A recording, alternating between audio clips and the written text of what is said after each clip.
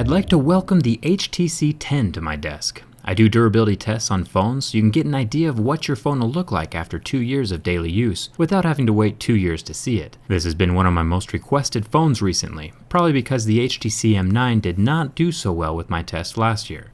Sorry about that, HTC.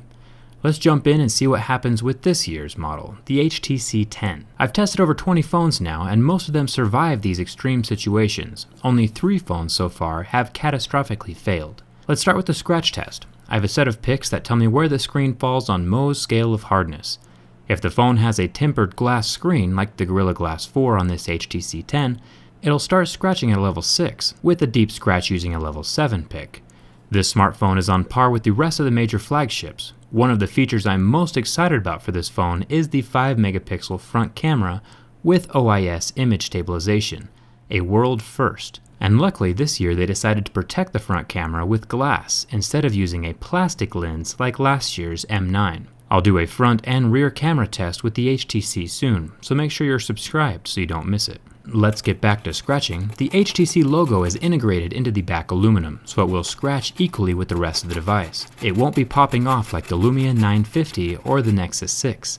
This phone is pure metal and not covered by plastic or primer. Fun fact, the back metal of this phone scratches at a level 5. The plasticky LG G5 scratched at a level 3. When I scratch the back of the phone with keys, you can see the scratch initially, but they can easily be rubbed off and almost entirely disappear. It's like magic. I always recommend a case no matter what, but it's still nice to see how durable this phone is without it. Thumbs up if you're glad my phone is being tested and not yours. The 12-megapixel rear camera is protected by a very thick glass layer, way thicker than last year's M9, which actually cracked during my lens scratch test. You won't have to worry about this lens being damaged easily, even though it does stick up a little bit from the back of the device. The side buttons on this phone are made of metal as well, which is awesome. They are much less likely to distort or warp with long-term use like a plastic button would. Check out the ridges on this power button.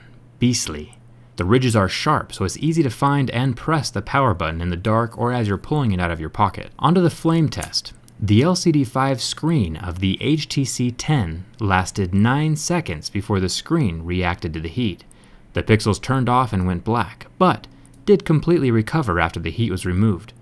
For reference, the LG G5 lasted 3 seconds and the Nexus 6P lasted 8 seconds. The phone is cool to the touch within seconds of the heat being removed. The fingerprint scanner does scratch, but it does not affect its functionality at all. I was able to set my fingerprint and still use it with a snappy response time. No issues there. Now onto the bend test. I've tried bending over 20 phones now, and only 3 have catastrophically failed. One of them being the HTC M9 from last year. Let's see if HTC made any changes to their design. I'll start bending from the back. You can see the screen flex out of the frame just a tiny bit. You can also see the amount of pressure my thumbs are applying. I'll flip it over and try again. There is zero flex with this device. It is incredibly strong. I'll analyze it a bit more during my teardown video, but I imagine that a lot of its strength comes from the design of the metal back. The extra ridge along the back edge helps add strength to the phone. Just like with canned fruit, these ridges along the side of the can keep it from crumbling under pressure. The same way that the extra crease on the side of the HTC 10 will keep the phone straight. Overall, I'm very impressed with this phone. HTC took the physical hardware flaws of the M9 and improved them in every single way. Let me know in the comments below what phone you would like to see me test next, and subscribe so you're never out of the loop with phone hardware and durability. Bonus points for following me on Instagram and Twitter for the extra tidbits of information.